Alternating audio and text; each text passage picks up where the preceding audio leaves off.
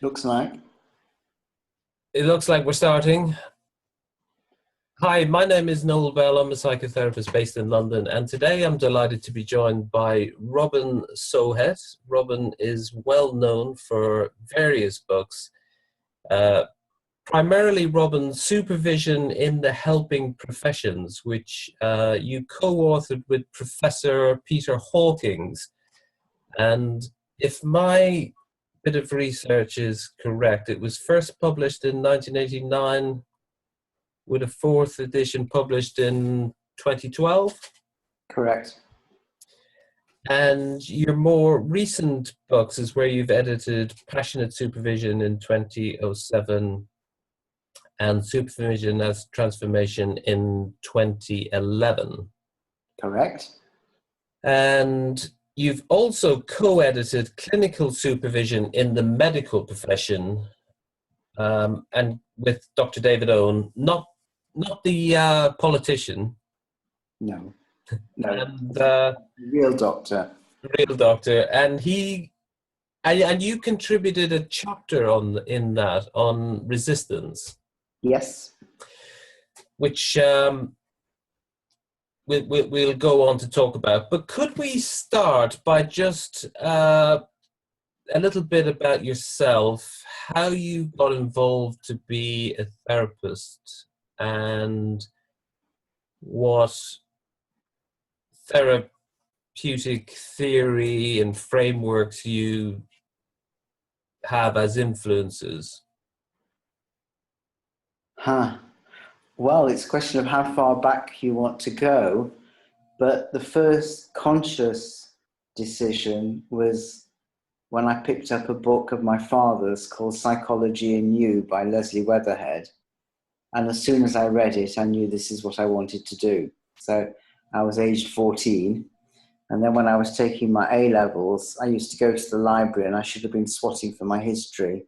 And I was reading Melanie Klein. Right. So about 15 or 16, I was well into Melanie Klein and identified myself as a paranoid schizoid. So it had started very early. I took a degree in psychology, which I thought mostly was a waste of time. Right. And in my finals paper, I wrote, "I am not a rat" for the experimental psychology, and walked out. And in those days, things were much more fluid, and they said, "Naughty boy," and still gave me my degree. And then trips to India to search for truth, which the whole spiritual aspect was informed by my being interested in Buddhism and Advaita Vedanta, which still informs my practice. And then the real turning point came when I went back from India thinking I'd found something and was profoundly depressed because my girlfriend had left me, and thinking I needed to go into therapy. So the actual therapy has really started in my late 20s when I went to work in a therapeutic community for people who'd come out of psychiatric hospital. Right. It was residential social work, and it was 24/7, often 7 days a week, was on weekend duty. And I lived, walked, eat, breathed, everything therapy. And I learned more than any training program could ever have given, because it was practically in your face. Uh-huh. If you didn't get it right, your counselee would cut their wrists or overdose or smash the place up. So it wasn't a kind of nicey nice 1 hour a week. And we had staff meetings, learning meetings, and Peter was what was called the warden. And he was brilliant. He was absolutely brilliant. How he, at 26, held that therapeutic community together, 24 psychiatric residents, Mm-hmm. had learning meetings, case discussions. I'm still drawing 35 years later, nearly 40 years later, on that experience of a therapeutic community. So that was a fantastic grounding for you. Totally. So when you think of the sort of pendulum of behavioralism, analysis, humanism, transpersonal, and somewhere in there is existential. Mm. Do you ever think about what you're particularly drawn on as an integrative practitioner? I wouldn't have described myself as an integrative practitioner, nor would I not have described myself as an integrative. But the main influences for me have been psychodynamic, because the therapeutic community, we were trained in Bion groups, Wilfred Bion, Mm-hmm. very psychodynamic. Gestalt, which I used a lot of. But on the other end of the spectrum, the work of Byron Katie and looking at our core beliefs, Yeah. And how we attach to our thoughts has been really, really important. And the other major influence has been A Course in Miracles. And I find a lot of similarity between the work of Byron Katie and A Course in Miracles, which is basically telling you not to believe everything is upside down. You think you are, how do I explain it? Everything is not what it appears. Mm-hmm. Yeah. Yeah, and when you hear people like John Rohn, Brant Cortright, Ken Wilber, integral theorists talk about psychospiritual development, transpersonal, what comes up for you then? Very little. Right. In a sense, I've sort of found my own way. I mean, I don't know whether this is a good thing or a bad thing, but apart from the therapeutic community, I'm not trained as a therapist. Mm. So I haven't gone on any training. You see, you will know far more about different theories of psychotherapy than I do, without question. I just found something that really seems to work for me. Mm-hmm. And I still find reading the analysts there's a much closer link between the analysts and the spiritual than a lot of people would believe. Oh, yeah. Because Freud was kind of a bit wary of the whole spiritual stuff. But really good analysis is like a meditation. Oh, absolutely. And people like Michael Egan in New York, I mean, he's an analyst, but he's into the mysticism. Into Buddhism, yeah. Yeah. So, have I answered your question, or? Yeah, it's just like sometimes going through training, I get this sense, not that it's necessarily taught like this, but that I get a sense that there is a hierarchical kind of theoretical space where, you know, at the very bottom there's the mere mortals who practice as CBT practitioners. Yes. And those great sages are the ones who are up at this, you know, at the top of the mountain. So there's sometimes that sense that... Who's at the top? Well, the integral theorists and the ones who are into alchemy and the ones who are into the alchemical dream analysis. Oh, okay. I don't have that hierarchy. Have you ever come across that in the training, that, you know, there is this sort of brand wars, CBT, it's in vogue, and there's a lot of anti-CBT, for instance, within the profession. You know, the work of Byron Katie is very similar to CBT. Yes, absolutely. So as I rate Byron Katie very highly, I can't not rate CBT. Yeah. Even though I've had nothing to do with CBT in my life, I just know a little, I've heard a bit about it, but basically anything that asks you to investigate your thoughts is, from my perspective, very useful. When CBT is not put into a context of who am I think it becomes limiting. So it's not CBT itself, it's that it doesn't have a wider context, yeah, which Katie has. Yeah, but I'm nothing against CBT. I'm not particularly interested in it myself because I find Byron Katie's work much, much bigger than just CBT. Sure. But she's asking you to investigate your thoughts. And as far as I'm concerned, all therapy should be asking you to investigate your thoughts. Absolutely. Just as you were talking, there's a quote I have from the Milan School. Flirt with your hypotheses, but don't marry them. I quite like that. I think that's very interesting because last week I was teaching group supervision, and people asked me about theory, like you're doing now, and I said, "Oh, but theory is just the unfinished business of the founder." Mm. And what they do is they create a theory about their trauma or their pathology. I said it's the pathology of the founder, and they turn it into a system. So I, for example, like to be slightly detached and have been in my family. So group supervision, where I'm both in the group and outside the group, looking at somebody else's work, fits my pathology brilliantly. People in my family would say, "Oh yes, he's like that at home too." All right. So we do where our pathology and our love, because I don't want to pathologize everything, we go and then we justify it with a bit of theory. So we're attracted to the theory that matches both our pathology and our need to heal. Yeah. And it's not like one's better or worse, which is why I couldn't resonate to your authority, to your hierarchy. Yeah. I'm just going, well, I've just chosen this because it suited me. Yeah. Not that it's better or worse. It totally, being a supervisor totally fits my temperament. Yeah.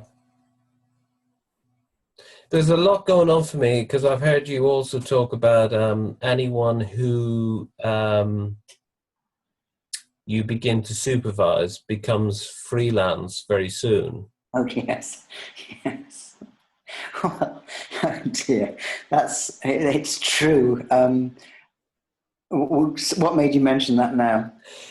I was just wondering the whole kind of relationship to authority. Yes.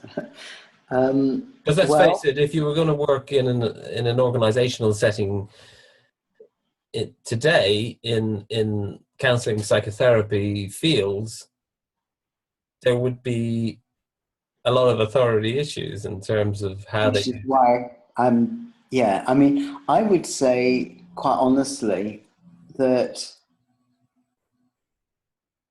on one level I still have authority issues and I wouldn't deny it.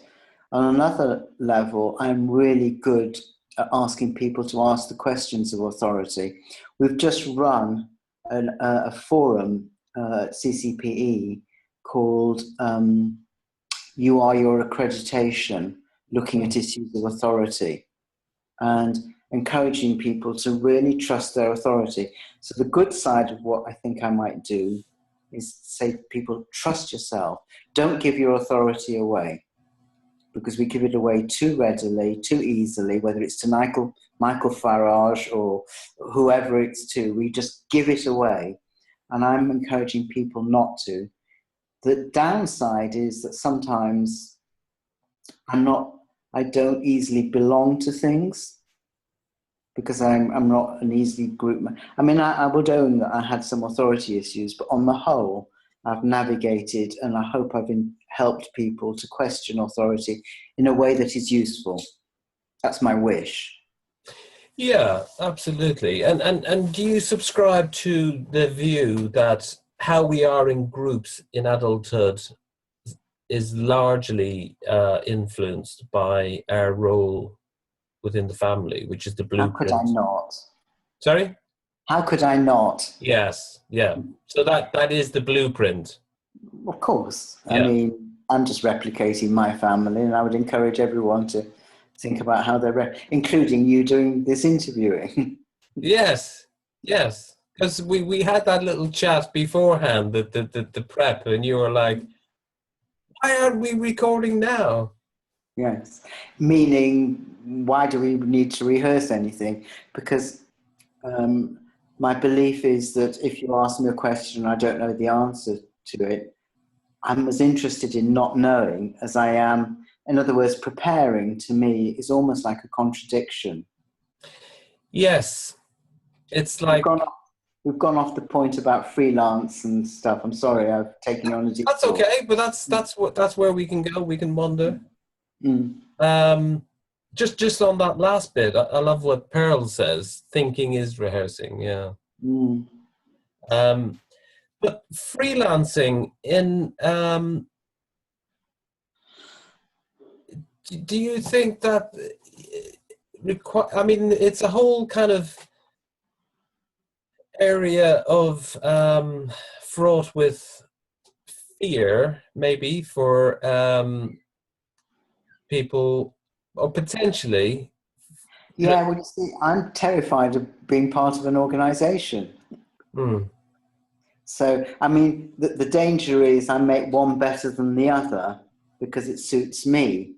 So that's why I wanted to say I'm unemployable. Yeah. So, the only person who's managed to employ me is one said Professor Peter Hawkins. Right. Didn't employ me. The organization did, but he was my boss. Yeah. And he was very, very good. And the paradox is that actually I will kick against most authority, but if I think the authority is really good, my experience is that I was a very good number two, or in this case it's number three. So if the authority is good, I don't kick against it full stop. I have to have a good reason to listen to it. And if I have that good reason, I'm very happy to follow it. But I won't follow it just because it's there. Yeah, interesting book recently released, Richard Heitner, on being number two. And he goes around interviewing people like from various places, politics, sport, and asks about what makes a good number two, and is it okay to be a number two? You don't always have essential, because a number one needs if you don't get a good number two, they can get very omnipotent quite quickly. Yeah. So she's not my number two at all. But having my wife really pick me up, and I would say quite openly, I don't think I'd be nearly as good without her challenging me. So she's not a number two any more than I'm her number two. But somebody who will say, just a second, aren't you getting a bit big for your boots? You know, when I come back and say, oh, I did this fantastic piece of supervision. And she will actually say, I don't like your tone of voice. You're too pleased with yourself. And I'm really, really grateful for that. So I don't want anyone to think she's a number two any more than I'm her number two, but she provides that function of challenge that a number two can give. Yeah. And support and loyalty. And I think qualities of a number two, as we're on that topic, one of the most important qualities is loyalty. Yeah. A loyalty that doesn't make you feel inferior, like a number two, but both parties, number one and number two, recognize they can't do without each other. Yep. So in that way, they're both equals. Yeah. Do you, obviously you've worked a lot on yourself, and you're aware of the influence of your family. I mean, I like the way of looking at therapy that we can sometimes have veils over our true self, whether it's from negative influences from family or schooling, educate, whatever, jobs. And do you see the role of therapy to kind of let go of those veils, that what we thought we were, or who we thought we were, or the approval we thought we needed from people, and to discover our true essence? Well, it's a paradox, isn't it? Who discovers the true essence? Because you already got separation in there.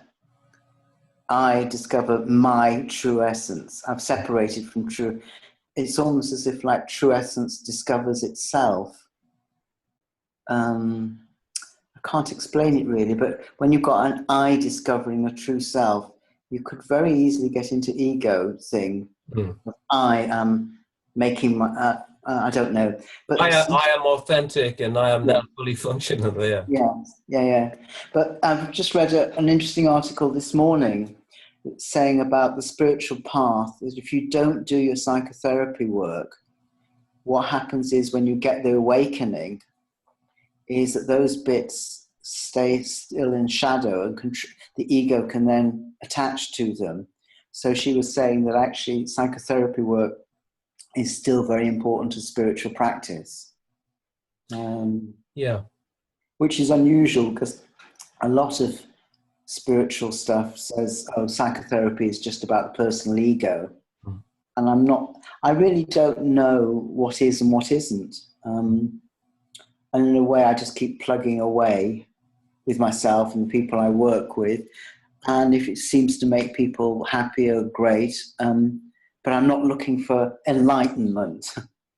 Yes, no, I understand that. For anyone listening or watching, eventually when we put it up there, I don't want this to be just a discussion about therapeutic practice. So, how would you? What would you offer anyone who, and I love what you say about fear and love, and that anxiety, shame would come from fear. Sure. If anxiety and relationship issues generically are the most searched terms when people are looking for therapists, would you have anything to share for those who are seeking a therapist but might be thinking, oh God, all this different types of therapists, different schools of approach, where do I go when I'm looking for someone that's going to be right for me? Well, as usual, I say when you're going to look for a therapist, trust your first instinct. It doesn't matter if the whole wall is littered with qualifications. Trust that very first instinct. Really pay attention to that. It's not that it's 100% right, but it's more right than not right, far more. And how do I feel in my body when I sit with this person? And not to be overawed at all, and not to be frightened of asking searching questions. Like, it's funny, I've gone on a detour again. I seem to be going on a lot of detours this morning. Are you okay with this? I'm fine with detours, Robin. Yes. Well, I was just thinking, one of my interesting issues for me is whether it has insurance. Because I say if a therapist has insurance, I'm not sure I would trust them because they're protecting themselves against it. Yes. It's like, wait a second, you're asking me to trust you as a therapist, but you don't trust me because you're protecting yourself. But is that not just the Americanization of therapy? Of course, we're all afraid of being sued. Well, I don't want fear to come into the room unnecessarily. And sorry, that was just a little aside because I've got a thing about really when I see somebody, I want there to be as few barriers as possible. And I don't want something like insurance to come into that. It's just one of my things that I'm throwing in. But there was something you're asking me. Oh, I know. What I wanted to do with you, because we've had about half an hour. So if this is an hour, we're halfway through. I wanted to look at our relationship robustly. Right. And it's like, you say right, and I noticed you didn't go right. Some parts of you didn't go right. I didn't fold my arms anyway. I know. But I was thinking, I want to encourage people to look at what's happening in the here and now in the relationship. And I thought, well, let's model that here. Yes. So what I'm noticing is that I'm not fully at ease because I sense you filter things and ask questions through your mind. And I'm not really, this is confession, much of an intellectual. I actually don't care about theory two hoots. Mm. And I sense you're trying to locate things which will be useful for a certain type of temperament, very useful. You've done your research, you know far more theory than I do. Mm. And it doesn't kind of resonate with me. I'm interested in how open is my heart when I sit with somebody. Yeah. That why I'm bringing us into it, because you asked me a question of what somebody comes into a session with when they want to choose a therapist. And it's like, oh, does my heart open when I'm with this person? And it's not 100% guide, because sometimes, fear will cause a contraction if they ask a difficult question or whatever. But I'm actually always looking for the heart connection with somebody. And what I feel with you is that I'm having to think too hard. Yes. And I can do it, but I think these detours are kind of me saying, but wait a second, there's so much more of me. Well, don't ask me these theoretical questions. Yes. I think, maybe in my defense, I felt because we're recording that the pressure is on, self-imposed, to ask the right questions. And maybe I'm seeing you as the, you've written all these books and gosh, they better be good questions.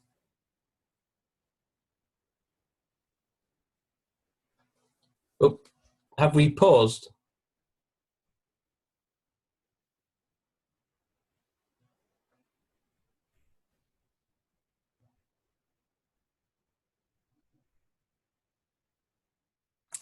So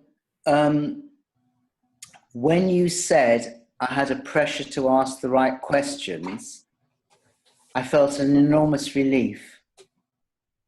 So what I'm trying to model... But then we lost the connection.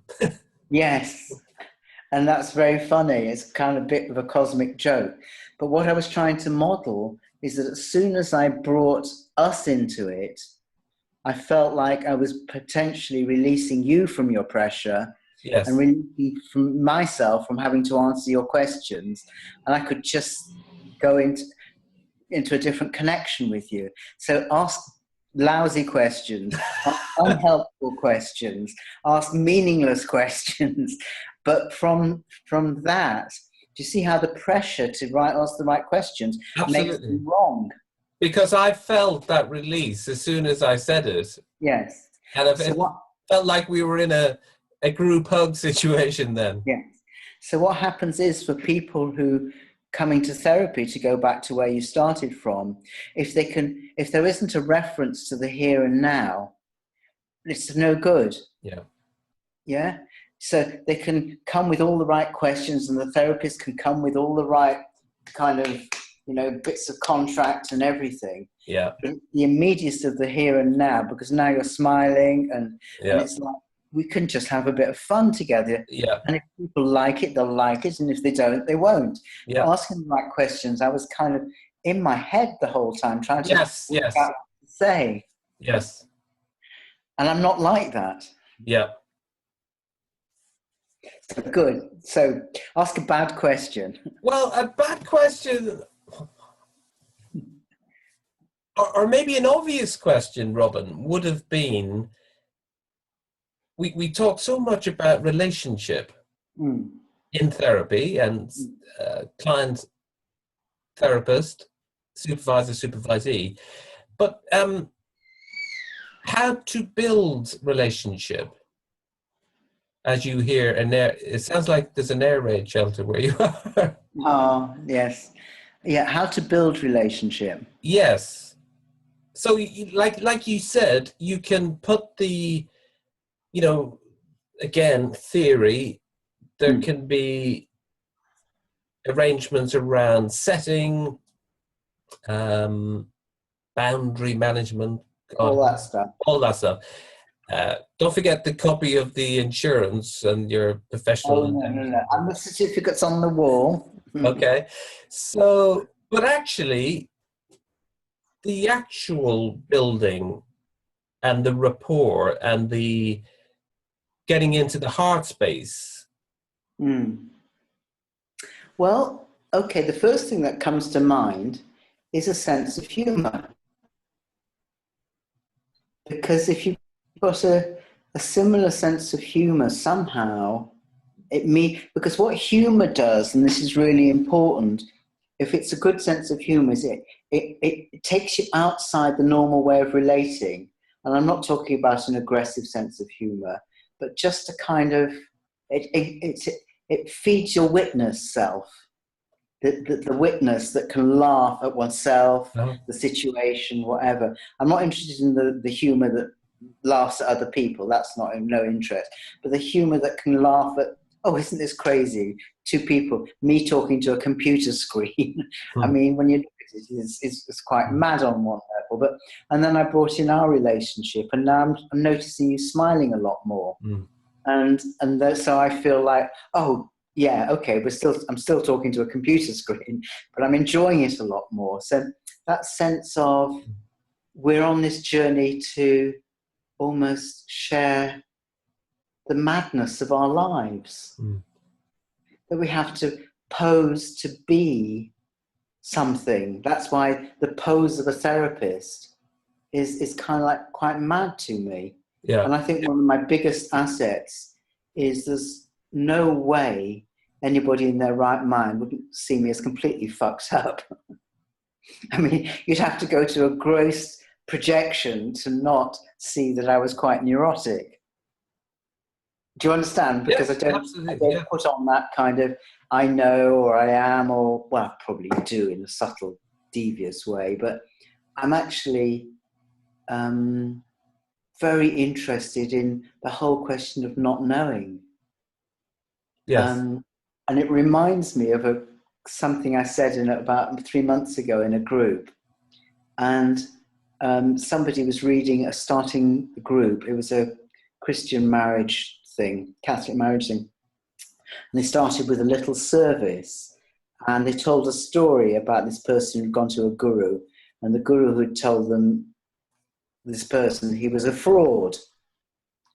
And that's the story. And I looked at everyone and said, well, we're all frauds. What's so special about that story? And they laughed. And I said, put your hand up, anybody who's never thought they've been a fraud at some stage or another. And not a hand went up. So I said, wonderful, we can start with the idea that we're all frauds. And then I said, that's the beginner's course. The intermediate course is that we're all mad. And if you look at our thinking is totally crazy. I mean, yesterday I was in Belfast and they had these marches with the Union Jacks and stuff. It was the marching season yesterday, yeah. Yeah. And I was just kind of going, huh? So, but I've got my own equivalent probably. So at one level, we're all mad. I said, that's the intermediate course. And the advanced course is there's nobody there. There's no I.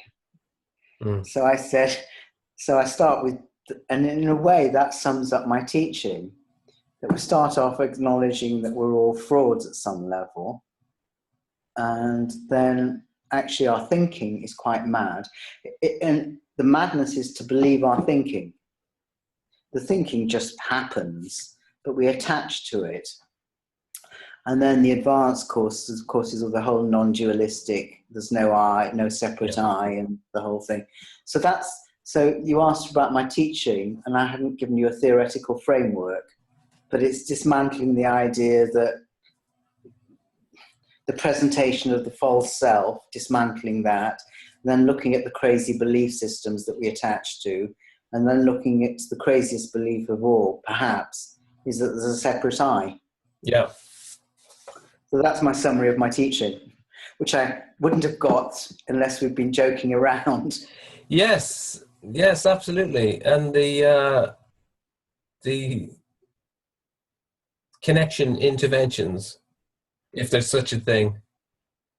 What do you mean? Or just the fact that the internet broke down, and Oh, yes. just at that point when we were chatting about our connection.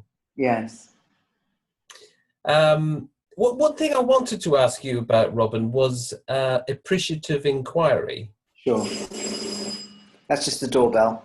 Okay, that's probably the postman with an important delivery. What do you understand by appreciative inquiry?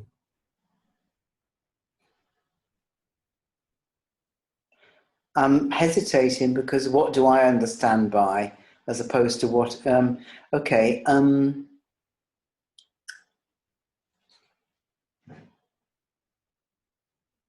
I think we are trained to look at what's wrong. Now, it's a very useful thing to do in the world of objects. Mm-hmm. So if I go to a garage, I don't want him to say what a lovely car it is and not fix my brakes. I'm wanting to look at what's wrong and fix it. Yeah. If I go to a dentist, I'm not wanting him to say what lovely white teeth you've got. I want him to find out what's wrong, yeah, and fix it.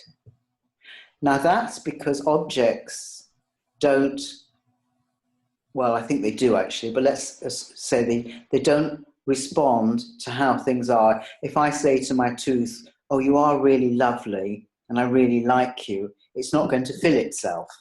Yeah. If I say to the car, I so appreciate that you've done 100,000 miles, the brakes aren't going to fix themselves. Mm-hmm. But people do. And so we've got a system that's designed for objects applied to people. And why we're so attached to that is because we can control them if we tell them what's wrong with them.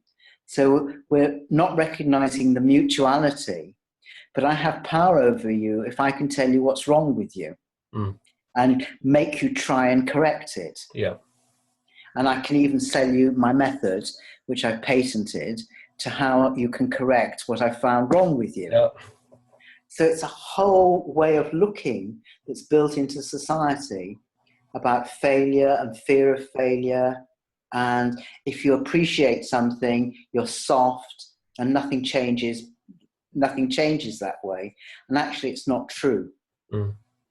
And I want to mention a YouTube clip that's been very important to me, which is by a guy called Ben Zander. Have you heard of him? No. Zander. He's a leader of an orchestra. And if you just Google Ben Zander, Ben is the first name, Zander the second. And he's got this lovely clip where he's talking to a group of head teachers.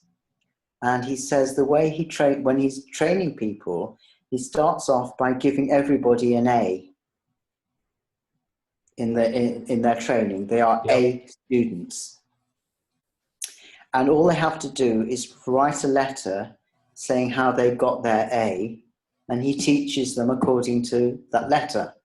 So if you say, no, I got my A, Robin, in your therapy training program or in your supervision training program by studying Melanie Klein or by going out and working in a psychiatric hospital or whatever, I say, right, let's help you find a placement. So I'm teaching your syllabus of what you think will give you an A.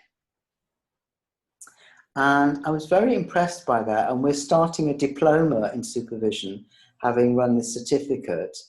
And we're running it on those lines that people will tell us what they need to learn, and we will try and facilitate that.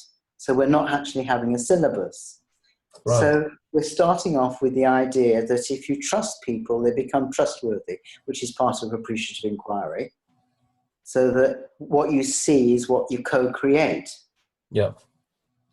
And I like this idea so much more than finding out what's wrong with people. Oh, yeah, absolutely. And it doesn't mean you don't go around and say and look at that, but you start off with every human being is a miracle that we're here. Mm. And starting looking at the miraculous aspects of our humanness. And then if we're looking at change, I think a person's in a much better position to change where there's some sense of them being appreciated.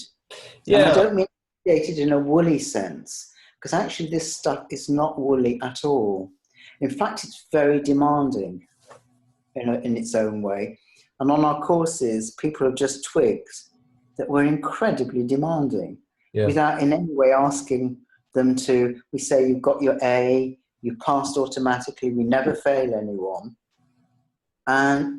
But it has its own demand in it, because people feel like they want to, not they should, they want to justify our faith in them. Yeah. Do you see? Yeah, absolutely. And just something that came into my head was just how the wonderment of and the uniqueness of individuals, because I don't know, how many billion people are there in the world? 6. No two people are exactly the same. Yeah. So appreciative inquiry is looking at what works. And the example I gave was from my very first appreciative inquiry. When I went in, I hadn't even been trained in it. I just wanted to experiment. And the teachers said that they wanted to reduce the vandalism in the school. Mm-hmm. And I asked them what picture they had of vandalism, and it was broken windows and graffiti and all that sort of stuff. And I said, okay, and then you're going to deal with that. How are you going to deal with that? Well, they said, well, we've tried CCTV and punishment. And so it's all locked into that system. And I gave them this reframe, because I think appreciative inquiry is a big reframe. I gave them this reframe, but why don't you try and create a beautiful school environment? Which, of course, if it was a beautiful school environment, there's no vandalism. And they worked with the students to create a beautiful school environment. And the students felt empowered because they were being consulted about what they could see, how to make their school beautiful. Yeah. And then the next project was reducing truancy. And again, it was letters to parents and punishments. And I said, why don't you just simply make the school a place where everybody wants to come?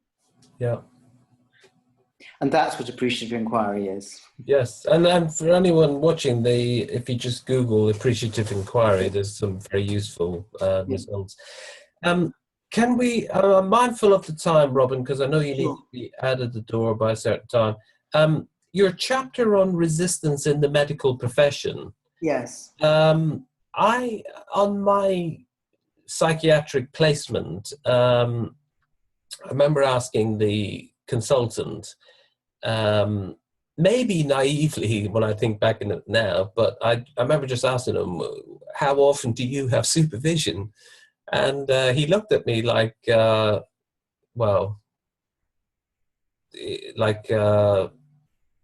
blankly, and saying, he just more or less said, oh, as consultants, we're meant to have our own supervision in terms of self-supervision. And I remember just thinking, all the stuff from attending their ward rounds and shadowing their outpatient work, all that material they're holding, yet there's no formal supervision. And I found that quite astounding.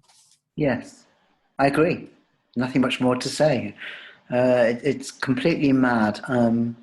I absorb, even with supervision, sometimes I'm over full. I mean, I got close to burnout, and it's only because I'm used to being self-supervising and getting supervision that I realized that the mistake, inverted commas, that I made was a product of burnout, not my lack of skill. And so I don't understand why supervision is not being acknowledged. I don't get it, because I would do it I would do it even if it wasn't required. Do you understand? Yes. I would just want to do it. Why wouldn't I want to look at myself? There's a lack in me, but I don't understand why people just don't want to do it. Yeah. I don't get it. Yeah. I think it's probably fear, a fear of looking inside. I think people have found ways of coping that seem to work. And so why dig underneath if it's working? And there's lots of reasons, but personally for me, I said there's only one way that you'd stop me having therapy or supervision, and that would be to require it. I mean, to get a qualification, and then my authority stuff would kick in, but I would still do it. Yeah. But I would do it because of the love of it, apart from anything else. I mean, basically, this is going to sound so flaky. I love this work. Yeah. So why wouldn't I go for supervision or therapy or whatever? I mean, I just love it. Well, that's what I think is great about your energy, is that you seem to be loving it more each year you do it. Yes. And it's a lot of years. I mean, you know, I'm finding myself virtually the oldest person wherever I go now. I'm 69, and I started this therapeutic community work in 1976, 40 years ago, in July. 40 years last week. Wow. 5th of July, I always remember my first going into therapeutic community. I was terrified, by the way. Absolutely terrified. And this is in Findhorn in northeast. No, this is in the Richmond, something called the Richmond Fellowship. Oh, right, okay. A community for people who came out of psychiatric hospital. Right. It's residential social work. And, I can remember the fear I had. Anyway, but I've been doing it for 40 years. Yeah. In fact, I've really been doing it since I started reading Melanie Klein as a teenager, and I was probably doing it before that. Yeah. I've been very, very lucky, just to say, that I've been able to do what I love. Every day is Christmas. Well, yeah, well, sort of. Yeah. Anyway, that seems important, that you keep loving the work. Do you have to love all clients? I don't have to, but why wouldn't I? Oh, well, now that sounds as if like what could be a tyranny for some people who don't. Because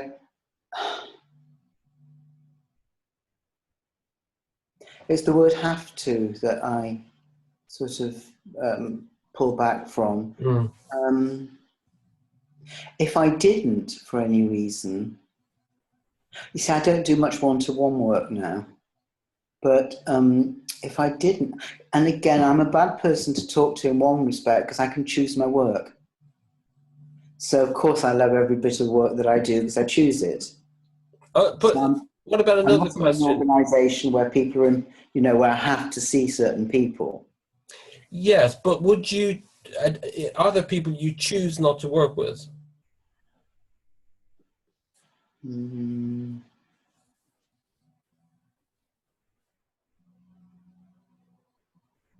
you know, I can't think of any immediately.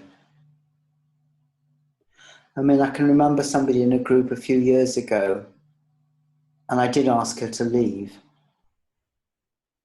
because I felt she was disrupting the group. And that was quite shocking to the group.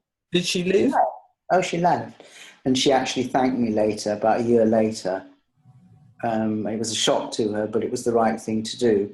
So if something's not working, I guess if for any reason something's not working, and maybe you like certain people more than others, but if something wasn't working, I would try and bring that there. So I might say, supposing I didn't like you and that I had to see you, I would say If I talk too much theory. If you talk, yeah, but that wouldn't put me off. I would just tell you to stop it or try and steer the conversation to where I wanted it to go. But if supposing I didn't like you, I might, and I had to see you for whatever reason, I might notice that, and I wonder and I would guessed that it might be that you didn't like yourself, and that I was picking that up. Mm-hmm. So I would kind of say, do you know, I noticed myself, Noel, not feeling very comfortable with you. And I want to be. How is it for you with me? Mm-hmm. And if you say fine, fine, fine, I kind of go, either he's in denial or it really is fine for him, so what's my problem? Or dishonest. Or dishonest, yes. And then I thought, well, if he's dishonest, because it isn't fine, and I might persevere. But what I'm saying is that I'd be interested in it. And in fact, recently somebody said they wanted to change, it was about 2 weeks ago, that they couldn't stand working with this supervisee. And what we looked at is that actually it wasn't personal to them. There was some dynamic in the organization that they were both reenacting. Yeah. And I try and, it's led me to, there's so much to say, it's led me to this, to say something really important to you. I try and see nothing as personal. Mm.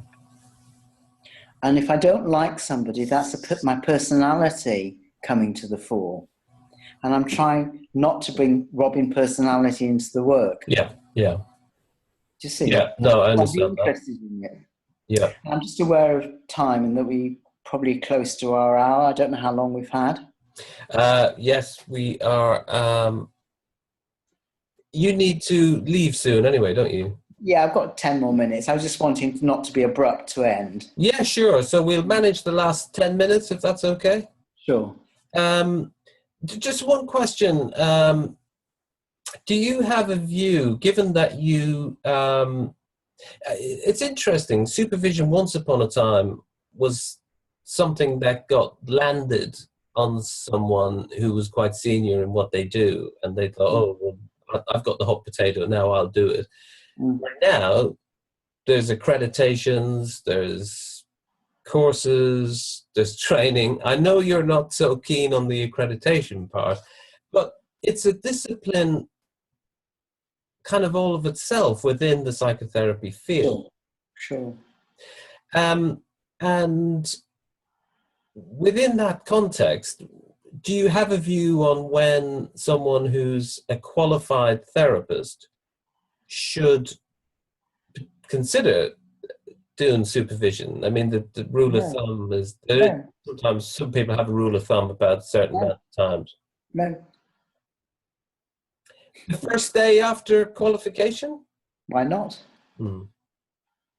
But if they haven't built up a private practice, because don't we learn a lot more from practice?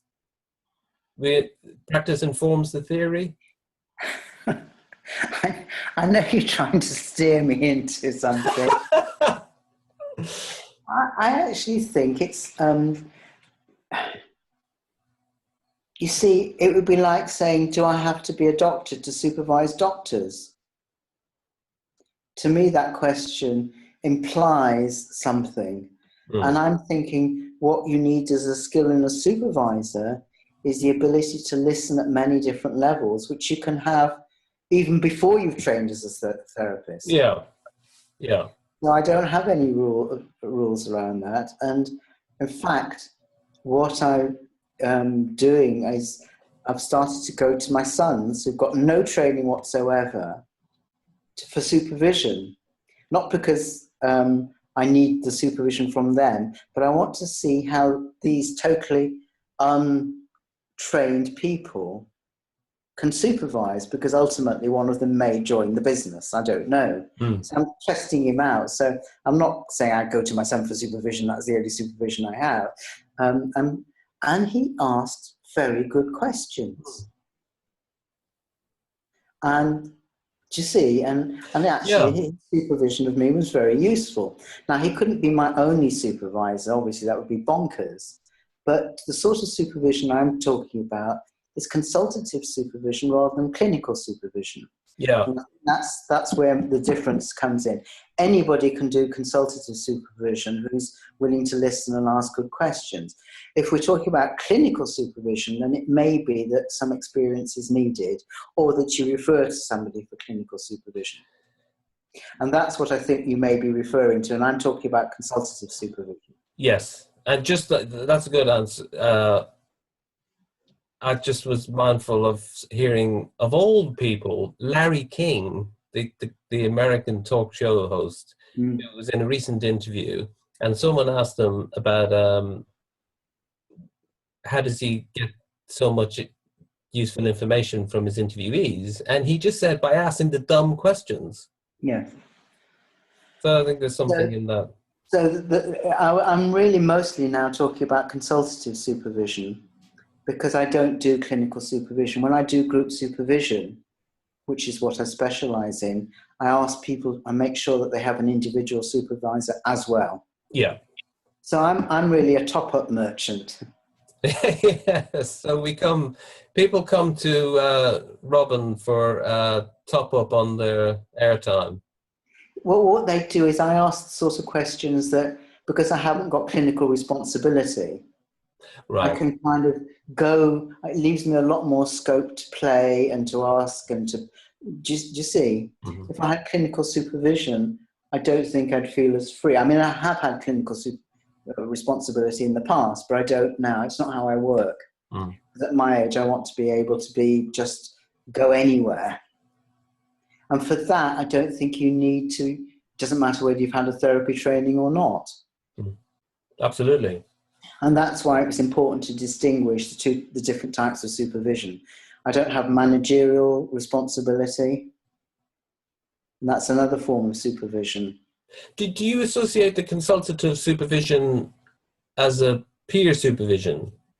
Well, it could be, because you don't have managerial and clinical responsibility. So it lends itself, and I've been in 2 peer groups. One was about 17 years, and the other has been going for about 4 years now.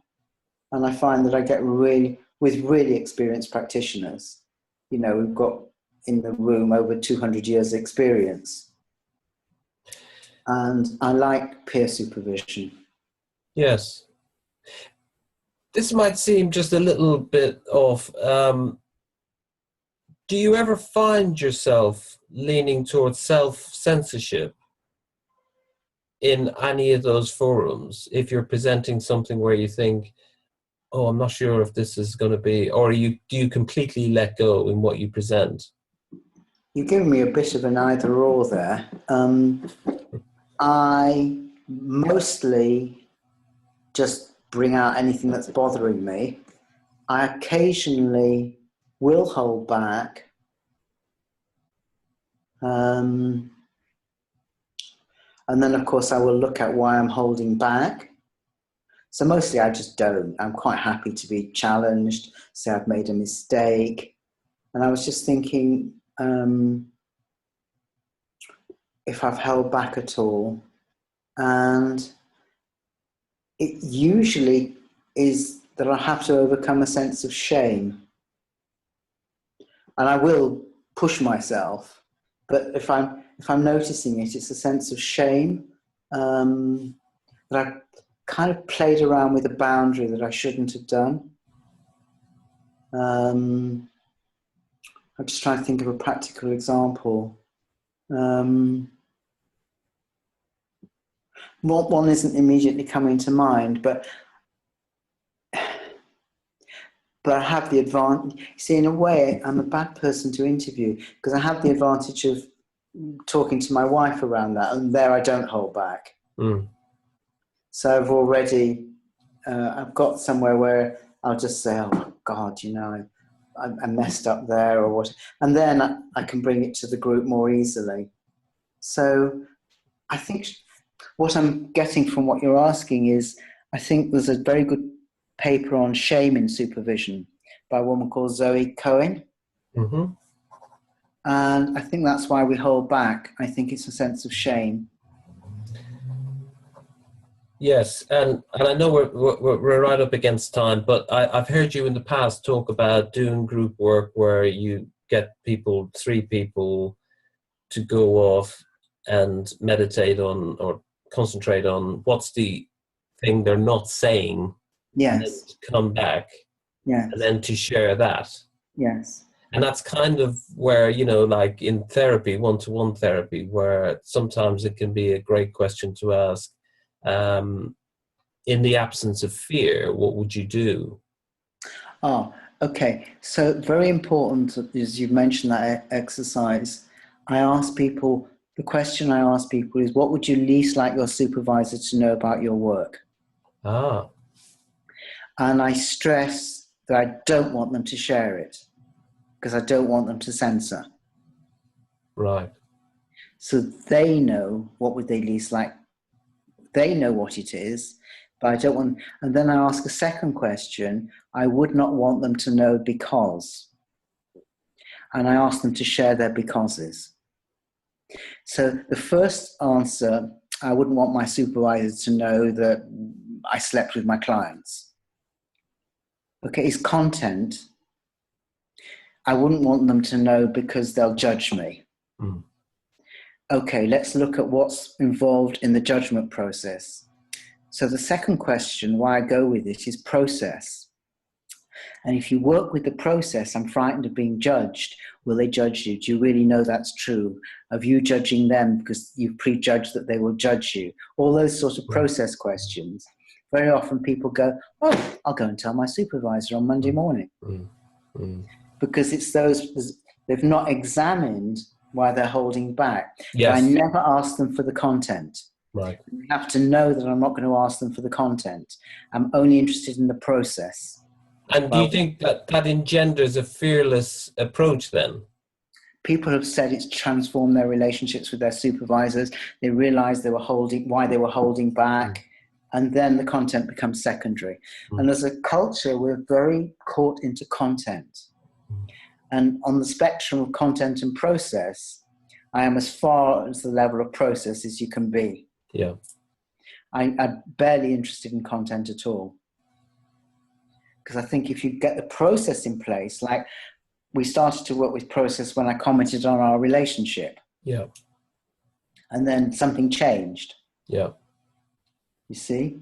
And then we could still do the content, but it rested on a firmer foundation when we'd done some process work. Yeah, no, absolutely. Excellent. And now we'll need to finish. Absolutely. Robin, it's been a pleasure. Thank you. I hope to see you around, I think it was on the street. It was watching the tennis in Paddington when I ran into you last time. Yes. So look forward. Thank you, and I hope it's useful and yes, all the other things. Yes. It's certainly been useful for me. Good. Well, thank you, and me. Enjoy the rest of your day, and we'll chat soon. Yes. Take care, Robin. Bye-bye. Thank you. Bye-bye.